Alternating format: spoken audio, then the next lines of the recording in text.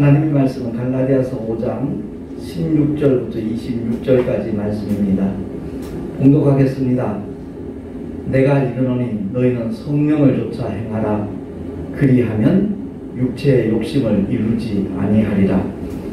육체의 소욕은 성령을 거스리고 성령의 소욕은 육체를 거스리나니 이 둘이 서로 대적하므로 너희의 원하는 것을 하지 못하게 하려 함이니라. 너희가 만일 성령의 인도하시는 바가 되면 율법 아래 있지 아니하리라. 육체의 일은 현저하니 곧 음행과 더러운 것과 호색과 우상숭배와 술수와 원수를 맺는 것과 분쟁과 시기와 분냄과 방 짓는 것과 불리함과 이단과 투기와 술취함과 방탕함과 또 그와 같은 것들이라. 전에 너희에게 경계한 것 같이 경계하노니 이런 일을 하는 자들은 하나님의 나라를 유업으로 받지 못할 것이요 오직 성령의 열매는 사랑과 희락과 화평과 오래 참음과 자비와 양선과 충성과 온유와 절제니 이 같은 것을 금지할 법이 없느니라. 그리스도 예수의 사람들은 육체와 함께 그 정과 욕심을 십자가에 못 박았느니라. 합독하겠습니다. 만일 우리가 성령으로 살면 또한 성령으로 행할지니 헛된 영광을 구하여 서로 격동하고 서로 투기하지 말지니라. 아멘. 기도하겠습니다. 하나님 아버지, 오늘도 우리에게 귀한 생명의 말씀, 진리의 말씀을 허락하심을 감사합니다. 성령께서 올바로 깨닫게 해주시고 아버지의 뜻을 우리의 가슴에 정말 그대로 심고 그 말씀을 쫓아 행할 수 있는 하나님의 사람이 될 수 있도록 은혜를 더하여 주시옵소서. 우리 모두가 다 함께 하나님의 크신 사랑 가운데 거하기를 간절히 소망하오며 우리 구주 예수 그리스도 이름으로 기도하옵나이다. 아멘. 우리 한국 사람들은 특히 정이 많은 민족인 것 같아요. 예, 정이 참 많습니다. 근데 정과 사랑을 혼동할 때가 너무 비일비재해요. 정과 사랑은 분명히 다른 겁니다. 구약의 613가지의 크고 작은 모든 계명을 주님이 십자가로 완성하시고 마침이 되시고 그리하고 주님은 부활하신 후에 우리에게 정말 어떻게 살아야 할 것을 이미 일러주셨습니다. 새 계명을 주겠다라고 말씀하시고 제자들에게 너희가 서로 사랑하라 라고 명령을 하셨습니다. 근데 정과 사랑을 제대로 구별할 수 있으려면 고린도전서 13장을 알면 됩니다. 이 메시지가 워낙 참 많은 분들에게 공감을 주는 메시지이기 때문에 대중가요로도 이렇게 작곡이 되었지 않습니까? 그 내용을 보면 사랑은 오래 참고 사랑은 온유하며 투기하는 자가 되지 아니하며 사랑은 자랑하지 아니하며 교만하지 아니하며 무례히 행치 아니하며 자기의 유익을 굳지 아니하며 성내지 아니하며 악한 것을 생각지 아니하며 불의를 기뻐하지 아니하며 진리와 함께 기뻐하고 모든 것을 참으며 모든 것을 믿으며 모든 것을 바라며 모든 것을 견디느니라 라고 이렇게 사도 바울을 통해서 그 사랑에 대한 정의를 하나님께서 허락을 하셨습니다. 그 바로 앞쪽에 나와 있는 메시지가 바로 그거거든요. 많은 사람들이 자기 몸을 불살한 데 내주고 자기 모든 재산을 팔아서 가난한 사람들 나눠주면 그것이 바로 사랑이라고 이렇게 생각을 할 수 있습니다. 결코 그것과는 다를 수 있다는 것을 하나님은 지적을 해주시는 겁니다. 사랑의 모양새와 사랑의 행위로 분명히 비춰집니다. 그렇게 보입니다. 그러나 분명히 알아야 될 것은 내 재산을 다 나눠준다 할지라도 영원한 생명이신, 영원한 복음이신 우리 예수 그리스도를 그들에게 소개하지 아니하고 그들에게 알려주지 않으면 그것은 결코 사랑이 아니라는 겁니다. 서로 내 몸을 불사르게 내준다 할지라도 사랑이 없으면 아무것도 아니라고 했잖아요. 결국 그 행위가 사랑과 같다라고 말할 수 없다는 것을 지적을 하시는 겁니다. 보면 남달리 정이 많은 사람 이렇게 누구에게나 잘 베풀죠. 늘 베풀며 나눠주기는 하는데 간혹 보면 그들에게는 어떤 상처들이 있더라고요. 때로는 배신감 같은 거 느끼나 보더라고요. 내가 그 사람이 그렇게 했을 때는 이렇게 해줬는데 내가 이런 경우가 됐는데 왜 그 사람은 아무런 반응이 없는지 관심조차 없는지 너무 섭섭하다 이런 표현들을 하는 사람들이 있죠. 그건 어디까지나 정입니다. 근데 사랑은요 상대의 반응을 어떤 모습으로 드러날 것을 기대하면서 베푸는 게 사랑이 아니라는 것을 성경은 말씀하는 겁니다. 사랑은 그냥 주는 겁니다. 값없이 주는 겁니다. 하나님의 사랑이 바로 그렇습니다. 십자가 위에서 독생자가 피 흘려 죽으시는 것은 바로 죄악 가운데 있는 인생들을 불쌍히 여기셔서 우리가 요구한 것도 아니지만 하나님께서 독생자의 땅에 보내주셔서 그 죄 안에서 허덕이고 있는 수많은 영혼들을 살려주시고자 독생자를 아버지께서는 희생을 시키시는 겁니다. 그리고 하나님의 독생자 예수 그리스도는 이 땅에 오신 목적이 바로 십자가에 달리시기 위해서입니다. 인간적으로 생각할 때는 이건 도무지 있을 수 없는 사건이지요. 하나님이시니까 가능한 일이라는 것을 우리는 기억을 해야 될 것입니다. 참된 사랑은요 가장 고귀한 것을 줍니다. 바로 영원한 생명, 복음이죠. 천국이죠. 그 사랑을 받은 믿음의 사람들이 힘쓰고 애쓰는 모습이 바로 전도입니다. 그 전도에 대하여 오해하고 있는 사람들은 너무 귀찮다, 너무 성가시게 군다, 자기만 믿으면 되지 왜 남까지 이렇게 찾아와서 귀찮게 하는지 모르겠다, 이런 반응들을 보일 때가 참 많이 있죠. 그러나 하나님의 사랑을 깨달은 그 믿음의 사람들은 정하지 않고는 견딜 수 없는 거예요. 때로는 문화가 다르고 지역이 다르고 언어가 다르고 풍습도 다르고 음식도 다르지만 그 아랍권이나 중동 지역에 가서 아니면 아프리카 그 미지의 나라에 가서 정말 주의 사랑을 전하고자 몸부림치는 수많은 선교사들, 사실 대한민국도 130년 전만 하더라도 복음과는 무관했잖아요. 깜깜했잖아요. 이 어두운 조선 땅에 자기 생명 아깝지 않은 사람 어디 있겠어요. 근데 주님이 그렇게 사랑을 베푸셨기에 그 사랑을 덧입은 믿음의 사람들은 자기 조국을 떠나서 이 조선 땅에 와서 주의 복음을 전하려고 몸부림치다가 정말 처참하게 목숨을 빼앗기는 그런 일들, 그들의 피 흘림이 결코 허사가 아니라는 것을 하나님께서 보여주시잖아요. 정말 누군가의 땀 흘림과 눈물과 피와 희생이 있는 그곳에는 반드시 생명의 역사가 나타나게 되는 줄로 믿습니다. 그런데 복음을 알고 믿어도 우리 육신이 없어지는 게 아니에요. 예수 믿고 난 다음에도 육신의 소욕은 그대로 우리 속에 잠재해 있다는 것을 우리는 기억을 해야 됩니다. 참 육체는 많은 약점을 가지고 있잖아요. 몇 시간 지나면 또 뭘 먹어야 돼요. 그리고 하루 일과가 지나고 나면 쉬어줘야 돼요. 잠을 자야 돼요. 정말 육신 자체가 문제덩이라고 표현을 해도 아마 과언은 아닐 겁니다. 회개한 성도에게도 육신의 정욕, 육신의 소욕은 사라지지 않는 것이 엄연한 우리들의 현실입니다. 그래서 성경은 그렇게 선언하는 거예요. 정과 욕심을 십자가에 못 박아라.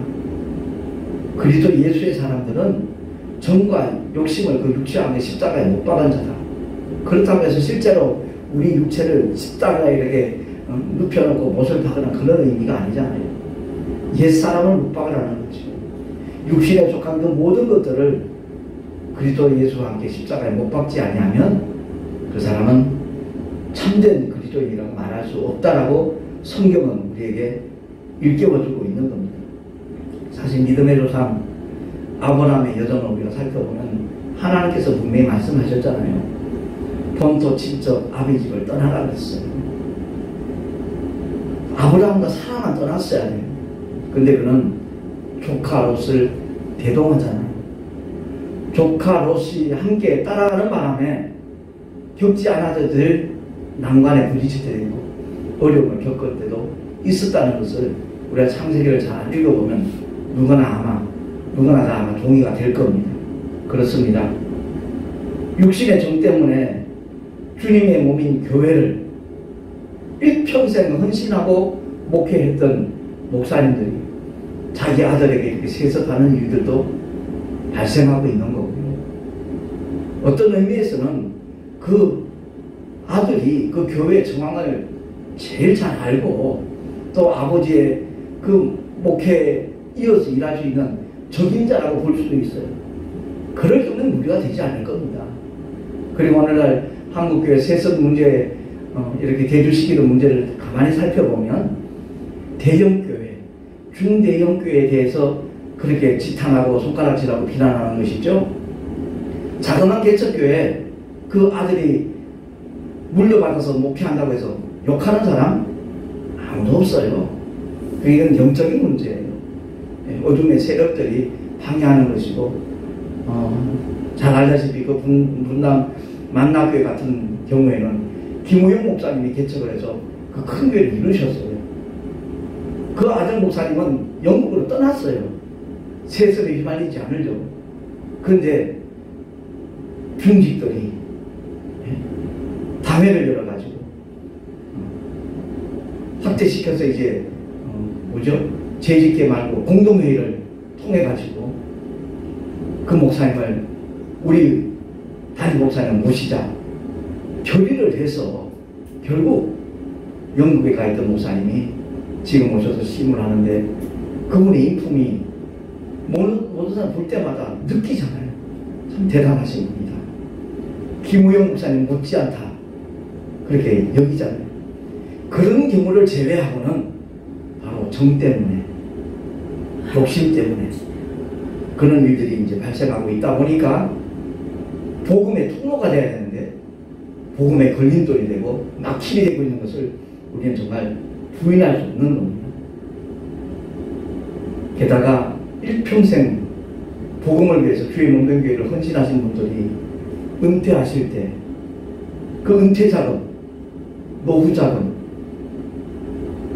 요구하는 금액이 워낙 일반인들이 생각하기에는 정말 엄청난 금액들을 요구를 하고 그러니까 그렇게 이제 그 교회에서 충성하던 교인들이 거기에 대해서 반기를 들고 반대를 하고 법정 출연까지 하고 이런 불상사들이 일어나고 있는 거지 않습니까? 그래 우리의 육신 때문에 이 육신의 소욕 때문에 인정이 좋죠. 근데 그것이 하나님의 말씀과 대치될 때는 여지없이 십자가에 못 박는 자가 하나님의 사람인 줄로 믿습니다. 어떤 명예욕, 탐욕, 무욕 이런 것 때문에 주의를 그르치는 그런 일들이 우리 한국 강산에서 일어나는 현장을 우리가 목도하면서 대다수가 다 마음 아파하잖아요. 안타까워하고 정말 하나님이 기뻐하시는 일평생의 그 사역이 은퇴 후에도 그대로 지속이 되고 하나님 앞에 인정받는 것은 물론이고 세상 사람들로부터도 칭송받을 수 있는 그런 모습으로 드러난다면 하나님께서 얼마나 기뻐하실까 하는 그런 아쉬운 마음을 갖게 됩니다. 원인은 딱 한 가지예요. 옛사람을 십자가에 못 박지 않았기 때문에 그렇습니다.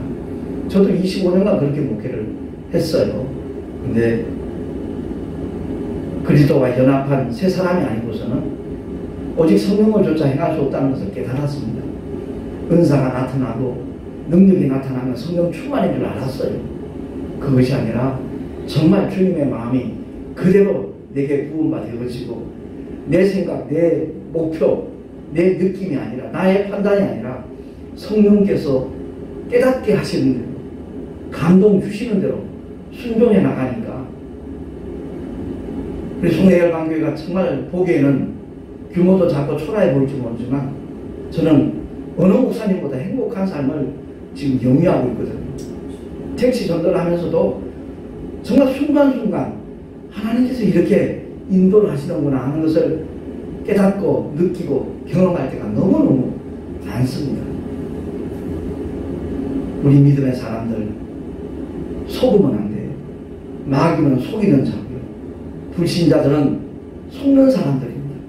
그런데 예수 믿고 구원받았다고 하면서도 여전히 마귀에게 속는 그런 교인들이 있고 성도들이 있기 때문에 전 목회자 한 사람으로서 너무 마음이 아프고 안타까울 때가 참 많이 있습니다. 그래서 고린도후서 4장 18절을 통해서 사도 바울의 고백입니다. 우리가 동일한 이 믿음을 가진다면, 이 깨달음이 있다면 아마 분명히 쓰러지고 넘어지는 그 모습이 훨씬 더 줄어들 것이라고 저는 확신합니다. 고린도후서 4장 18절 우리 합독을 한번 하겠습니다. 시작. 우리의 돌아보는 것은 보이는 것이 아니요 보이지 않는 것이니 보이는 것은 잠깐이요 보이지 않는 것은 영원함이니라. 아멘. 이 눈에 보이는 세상 잠깐입니다. 지금 120세까지 도전하고 있는 시대에 살아가고 있잖아요.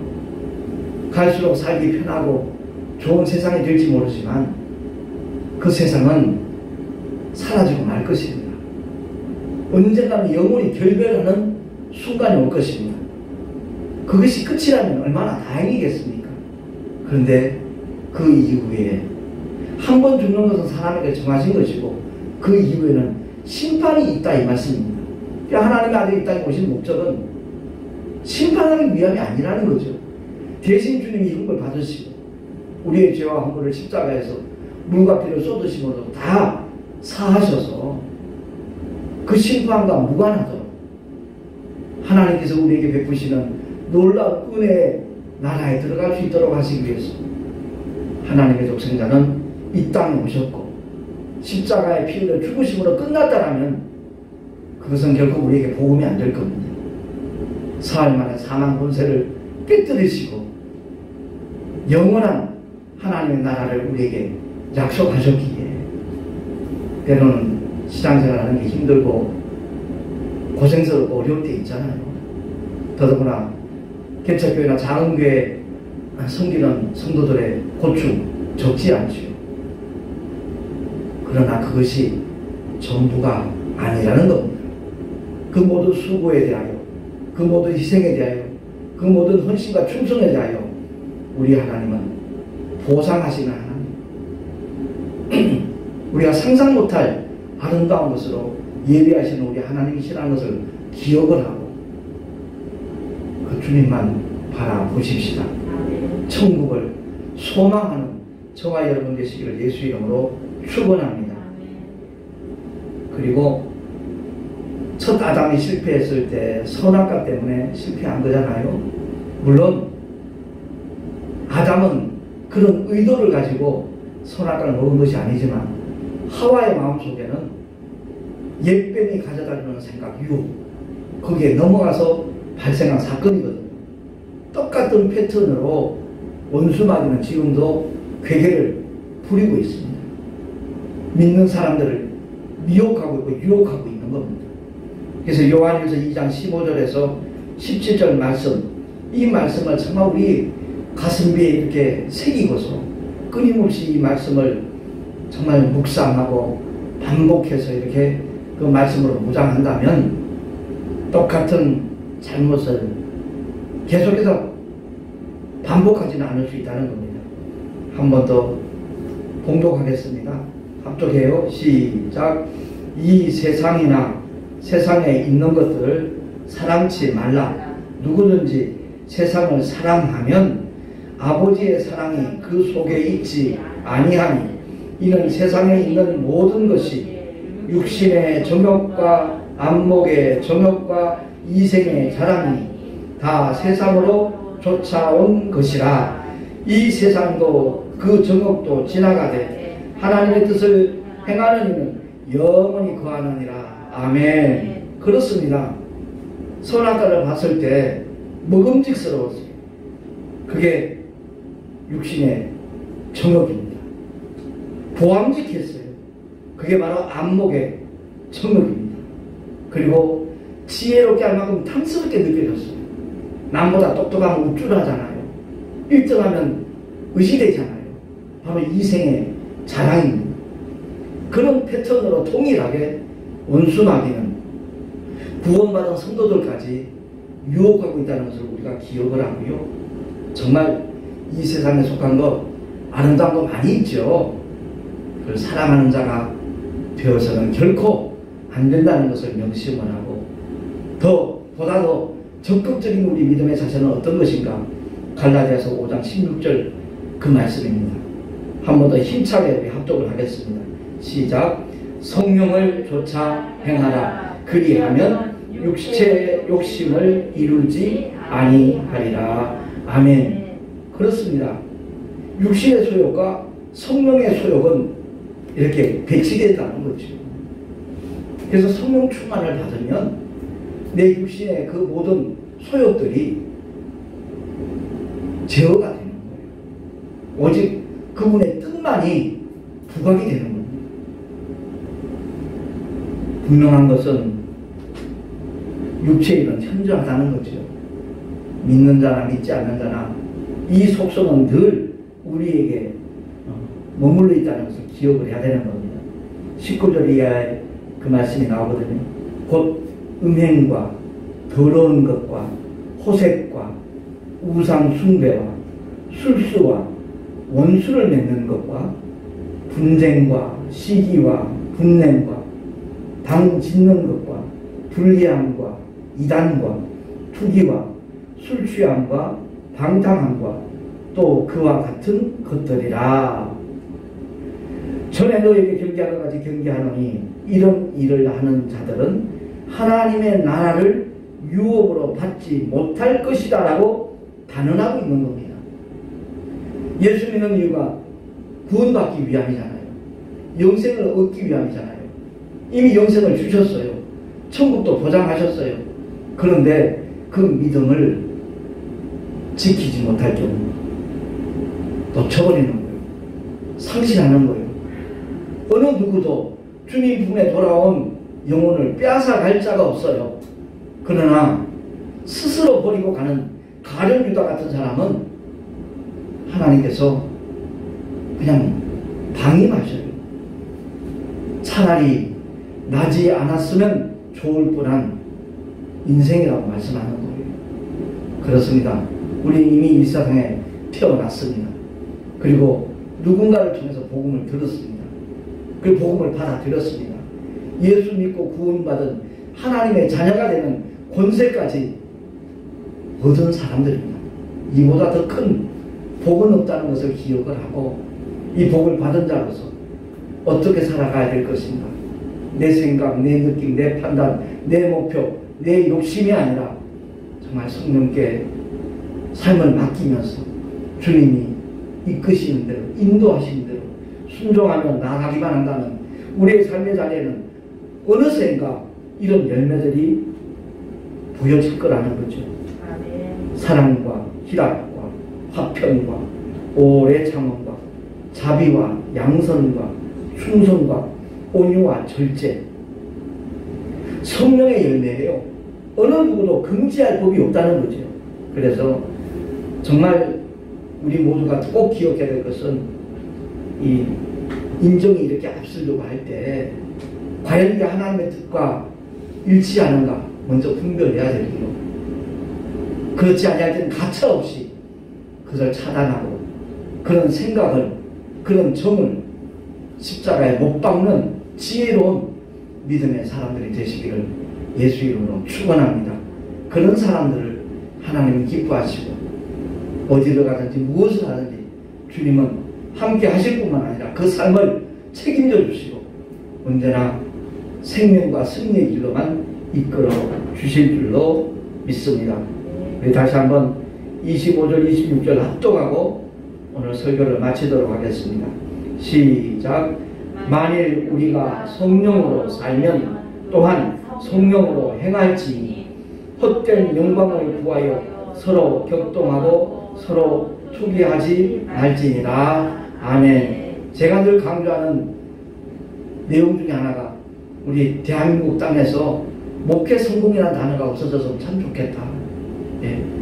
세상 기준과 조금도 다를 바가 없어요. 규모가 크면, 사이즈가 비대해지면, 사람들이 많이 응집하고 예산이 풍성하면 아, 저 목사님 목회 성공했어, 이런 말들을 하잖아요. 그러면 사도 바울 목회 실패했네요. 3년마다 개척을 했고요. 큰 교회 만들 생각조차 하지 않았습니다. 아니에요. 정말 주님 심정 가지고 끝까지 주께서 맡겨주신 사명을 감당하는 일에 올인하는 사람, 거기에 매진하는 사람, 바로 그리스도 예수의 사람이고 하나님께서 기뻐하시는 천국의 일꾼인 줄로 믿습니다. 기도하겠습니다. 하나님 아버지, 오늘도 주님의 생명의 말씀, 진리의 말씀을 함께 상고해 보았습니다.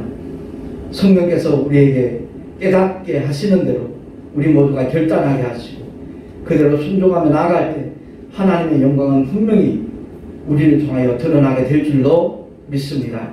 우리의 삶과 우리의 사역을 통하여 한 영혼이라도 더 주님의 품으로 돌아오는 생명의 역사가 날마다 일어나게 하여 주시옵소서. 우리 구주 예수 그리스도 이름으로 감사하며 간절히 축복하며 기도하옵나이다. 아멘.